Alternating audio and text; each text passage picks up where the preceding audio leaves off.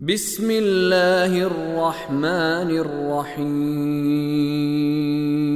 Well لکل ہمزۃ لمزہ الذی جمع مالا وعددہ بنام خدائے رحمان الرحیم۔ آیت نمبر 1، ویل لکل ہمزۃ لمزہ، ہلاکت ہے، حسرت ہے، بربادی ہے ہر اس شخص کے لیے جو عیب تلاش کرتا ہے اور طعنے دیتا ہے۔ لفظ ویل اس کے اندر دو معنی پوشیدہ ہیں۔ جب عربی زبان میں ایک شخص دوسرے کے لیے یہ لفظ استعمال کرتا ہے اور اسے کہتا ہے ویل لک، تیرے لیے ویل ہے، تو اس ویل کے اندر کون سے دو میسج چھپے ہوتے ہیں؟ ایک یہ کہ جو تو کام کر رہا ہے اس کے نتیجے میں ہلاکت اور بربادی ہے، اور دوسرا معنی یہ چھپا ہوتا ہے کہ حسرت ہے کہ تو کام یہ کیوں کر رہا ہے۔ یعنی گویا کہ یہ اس کو خبردار بھی کر رہا ہوتا ہے اور اس کو روک رہا بھی ہوتا ہے، یعنی کہہ رہا ہوتا ہے مجھے حسرت ہے کہ تو یہ کام کر رہا ہے، تجھے نہیں کرنا چاہیے، رک جا اس کام سے۔ تو یہ پیغام شامل ہوتے ہیں کس کے معنی میں؟ لفظ ویل کے معنی میں۔ ہمزہ اور لمزہ، یہ دونوں الفاظ اتنے معنی کے اعتبار سے قریب ہیں علماء لغت کی نظر میں کہ بعض نے کہا کہ دونوں ایک ہی معنی میں ہیں، اور بعض نے ان کا فرق بیان کرنے کی کوشش کی ہے۔ ایک فرق مثال کے طور پہ آپ کی خدمت میں عرض کر دیتے ہیں کہ بعض نے یہ فرمایا کہ ہمزہ کا فرق لمزہ سے یہ ہے کہ ہمزہ وہ ہے کہ جو کسی کی پشت پیچھے برائی کرتا ہے، عیب گوئی کرتا ہے، اور لمزہ وہ ہے جو منہ پر طعنے دیتا ہے اور منہ پر عیب تراشی کرتا ہے۔ یہ دونوں بری باتیں۔ روایات اہل بیت اطہار علیہم السلام میں جو بات آئی ہے، مثلا ایک روایت جو نقل کی جاتی ہے وہ یہ ہے کہ جس نے اپنے بھائی کو لوگوں کے درمیان نصیحت کی اس نے اسے رسوا کیا۔ غور فرمائیے، اس نصیحت سے کیا مراد؟ نصیحت کس بات پہ ہوتی ہے؟ کہ بھائی تم یہ غلط کام کر رہے ہو، یہ میرے بھائی آپ یہ کام نہ کریں۔ یہی کام ایک دفعہ لوگوں کے درمیان محفل میں سب کو پتہ چل رہا ہے کیا جائے، اور ایک دفعہ تنہائی میں کیا جائے۔ جب محفل میں کیا جاتا ہے جس کو نہیں بھی پتہ اس کو پتہ لگ جاتا ہے کہ اس میں یہ خرابی ہے، یہ کام نہ کرو۔ تو فرمایا جس نے اپنے بھائی کو محفل میں لوگوں کے درمیان نصیحت کی اس نے اسے رسوا کر دیا، اور جس نے اپنے بھائی کو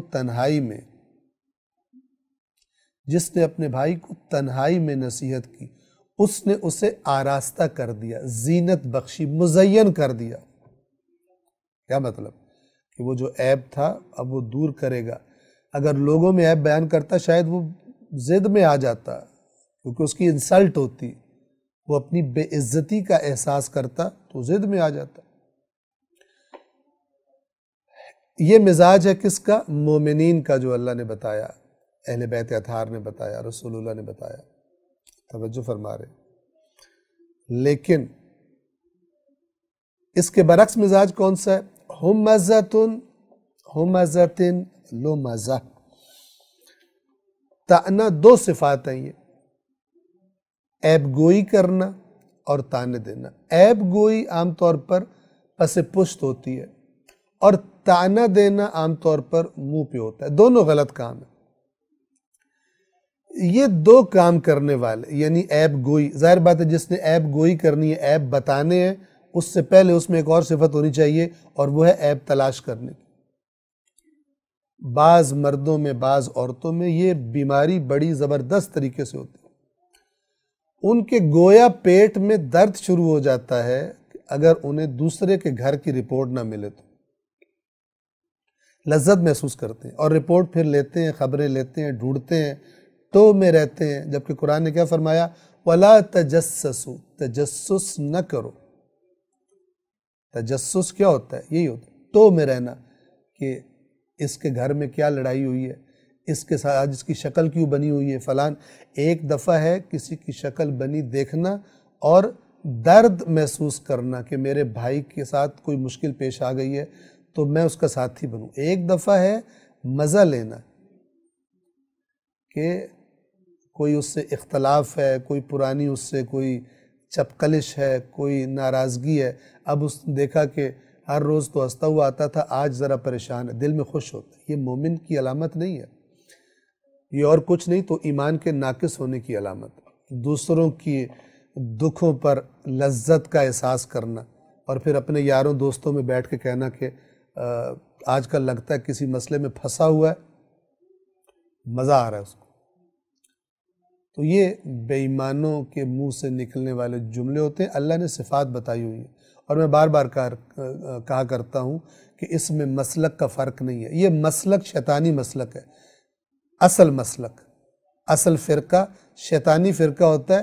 اوپر سے لیبل، چاہے شیعہ مسلک ہو، چاہے بریلوی مسلک ہو، چاہے دیوبندی مسلک ہو، چاہے کوئی بھی نام رکھا ہو، اندر سے شیطانی مسلک اگر پہچاننا ہے آپ نے، قرآن مجید نے صفات بتائی ہیں۔ ابلیس کے مسلک، اہل ہم مسلک اور ابلیس نے جو فرقہ بنایا ہوا ہے اس پر چلنے والوں کی صفات اللہ نے قرآن میں بڑی واضح طور پر بتائی ہوتی ہیں۔ اوپر بے شک لکھ لیں میڈ ان چائنا یا میڈ ان جاپان یا میڈ ان فلان، فرق نہیں پڑتا۔ اصل جو شخصیت ہے وہ میڈ بائی شیطان ہوتی ہے۔ تو وہ صفات قرآن مجید بتاتا ہے۔ یہاں پر بھی آپ دیکھیے وَيْلٌ لِكُلِّ ہُمَزَةٍ لُمَزَةٍ، ہلاکت ہے، بربادی ہے۔ کس کی نظروں میں؟ کون کہہ رہا ہے؟ اللہ تبارک و تعالیٰ کہہ رہا ہے۔ کس صفات والے کے لیے؟ لِكُلِّ ہُمَزَةٍ لُمَزَةٍ، ہر طعنہ دینے والے، عیب گوئی کرنے والے کے لیے۔ آیت نمبر 2، آیت نمبر 2 میں اس طبقے کا ذکر کیا گیا ہے جن میں یہ پہلی آیت والا مرض زیادہ ہوتا ہے، اور وہ کون ہے؟ مالدار لوگ۔ کیوں؟ کیونکہ وہ سمجھتے ہیں کہ ہم تو مالدار ہیں، ہمارے میں عیب ہی کوئی نہیں، اور غریب ان کو عیب والے نظر آتے ہیں، اپنے کپڑوں کی وجہ سے، اپنے ہو سکتا ہے زیادہ ان کے پاس چونکہ اس طرح کی کریمیں اویلیبل نہیں ہوتی، اس طرح کے بیوٹیشن اویلیبل نہیں ہوتے، اس طرح کا سردیوں میں گرم اور گرمیوں میں سرد ماحول غریبوں کو اویلیبل نہیں ہوتا، تو ان کی چہرے کی رنگت عمرا کی رنگت سے فرق ہوتی ہے، تو یہ اپنے آپ کو برتر سمجھتے ہیں، ان کو گھٹیا سمجھتے ہیں۔ تو اللہ کو تو کسی سے تکلف نہیں ہے۔ اللہ تعالیٰ نے فرمایا الذی جمع مالا وعددہ، کون ہے یہ ہمزۃ لمزہ؟ تانے دینے والا اور عیب گوئی کرنے والا، جو مال جمع کرتا ہے اور اسے گنتا رہتا ہے، بڑا شوقین ہے۔ کس کا؟ ایک تو مال جمع کرنے کا، اور پھر اسے گن گن کے خوش ہونا۔ قرآن کی آیات آئینہ ہے۔ میں اپنے آپ کو دیکھوں کہ میرے پاس جب مال آتا ہے، ایک تو یہ کہ مجھے مال جمع کرنے کا شوق ہے۔ کس لیے شوق ہے؟ گن گن کے خوش ہوتا ہوں، میرے پاس اب اتنا ہو گیا، اتنا ہو گیا۔ جس کی یہ صفت ہے، یاد رکھیے اللہ تعالیٰ خالق نفسیات ہے، وہ پہلی والی صفت بھی اس کے اندر آ جائے گی۔ کیوں؟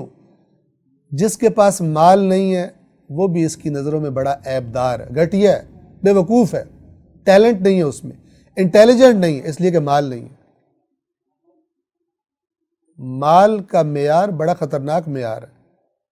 جن کا معیار مال تھا، سورہ زخرف میں پہلے قرآن مجید میں گزر چکا، مکے والے اور اس علاقے کے لوگ جن کا معیار صرف مال تھا، انہوں نے مال نہ ہونے کی وجہ سے کہا کہ آپ رسول نہیں ہو سکتے، رسول پاک سے کہا، کیونکہ وہ سمجھتے تھے کہ مالدار آدمی کا ہی رائٹ بنتا ہے اس کے پاس ساری چیزیں ہوں، حتیٰ کہ رسالت بھی۔ وَقَالُوا لَوْلَا نُزِّلَ هَذَا الْقُرْآنُ عَلَى رَجُلٍ مِّنَ الْقَرْيَتَيْنِ عَظِيمٍ، اور انہوں نے کہا کہ یہ قرآن کسی عظیم شخص پر، عظیم یعنی پیسے میں عظیم، چاہے ویسے گھٹیا ترین انسان ہو، پیسے میں عظیم ہونا چاہیے. کسی عظیم آدمی پر ان دو قریتین مکہ اور طائف مراد ہیں. ان دو قریوں میں کسی عظیم شخص پر قرآن نازل کیوں نہیں ہوا؟ رسول اللہ عظیم نہیں ہے، اگرچہ صادق ہیں، اگرچہ امین ہیں، اگرچہ ان کے جھگڑوں کا فیصلہ کرتے ہیں، اگرچہ پاکیزہ ترین زندگی گزاری ہے، لیکن عظیم نہیں ہے. عظیم کون ہے؟ جس کے پاس مال ہے. تو یہ جو مال پرست ہے اور مال کے معیار سے پرکھتا ہے لوگوں کو، اللہ تعالیٰ اس کو کیا خوشخبری دے رہا ہے؟ ویلون، تیرے لیے ہلاکت ہے. صفت تیرے اندر کیا آ جائے گی؟ عمزۃ اللمزہ، تو تانے بھی دے گا. اکڑ، تانے دینے والا ایک قسم کا متکبر بھی ہوتا ہے، تبھی تو تانا دیتا ہے. اکڑ کے، عاجزی اور انکساری والا، خدا سے ڈرنے والا تانے دے گا. اس کی زبان تانے دے گی لوگوں کو، عیب بتائے گا لوگوں کی، عیب کی ٹو میں رہے گا نہیں. لیکن یہ مالدار، ابھی سورہ علق چند دن پہلے گزری، آپ نے سنی، وہاں پہ کیا فرمایا تھا؟ کَلَّا إِنَّ الْإِنسَانَ لَيَطْغَىٰ أَن رَآهُ اسْتَغْنَىٰ، کہ خبردار انسان طغیان کرتا ہے، سرکشی کرتا ہے. کب؟ سبب کیا ہوتا ہے؟ أن رآه اسْتَغْنَىٰ، جب اپنے آپ کو بے نیاز دیکھتا ہے. بے نیاز دیکھتا ہے کیا مطلب؟ مال زیادہ آ جاتا ہے، سمجھتا ہے مجھے کسی کی ضرورت ہی نہیں ہے، جو میں کرنا چاہوں مال سے کر سکتا ہوں. اپنے عیب بھی چھپ جاتے ہیں اس کی نگاہوں سے، اور دوسروں کے عیب اس کو زیادہ، خاص طور پہ جن کے پاس مال کم ہے ان کے عیب زیادہ دکھائی دینے شروع ہو جاتے ہیں. تو یہ دو صفات کو اللہ نے آپس میں مربوط کیا ہے، کنیکٹ کیا ہے. تانے دینے والے کے لیے ہلاکت ہے، عیب گوئی کرنے والے کے لیے ہلاکت ہے. کون ہے یہ؟ جو مال جمع کرتا ہے، خوش ہوتا ہے. ہو سکتا ہے بہت بڑا سیٹھ نہ بھی ہو سکتا ہے کوئی بہت بڑا ارب پتی، کروڑ پتی نہ بھی ہو، چھوٹا سا دکاندار ہو، لیکن صفت یہی ہے، مال جمع کرتا ہے، خوش ہوتا ہے. میرا مال اب زیادہ ہو گیا، اب فلان ہو گیا، اب یہ ہو گیا، وہ ہو گیا. مال کی محبت میں، مال کے تناظر میں ہر چیز کو دیکھتا ہے، اس کے اندر یہ صفات بھی پیدا ہو جاتی ہیں. اللہ العلی العظیم.